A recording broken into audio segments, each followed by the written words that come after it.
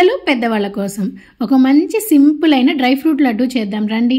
Stove on చేసి ఒక pan లో 1 టేబుల్ స్పూన్ నెయ్యి కరిగాక 1 కప్పు జీడిపప్పు, బాదం పప్పు, పిస్తా పప్పు, వాల్నట్. నా దగ్గర సన్ఫ్లవర్ సీడ్స్, పంకిన్ సీడ్స్ ఉన్నాయి, అవి కూడా వేయిస్తున్నాను. లేని వాళ్ళు స్కిప్ చేయొచ్చు.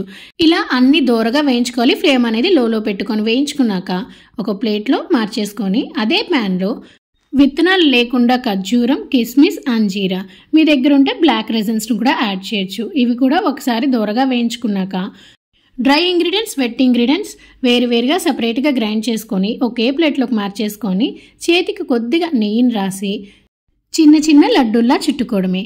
చాలా ఈజీ అండ్ హెల్తీ రెసిపీ కదా. అందులోనూ దీంట్లో బెల్లం కానీ పంచదార కానీ అస్సలు యూజ్ చేయలేదు. రోజుకు ఒక లడ్డూని తినండి, చాలా హెల్తీగా ఉండండి. మరి తప్పకుండా ట్రై చేయండి. ఇలాంటి simple recipes and healthy recipes కోసం నా ఛానల్ని అయితే సబ్స్క్రైబ్ చేసి సపోర్ట్ చేయండి. Thank you.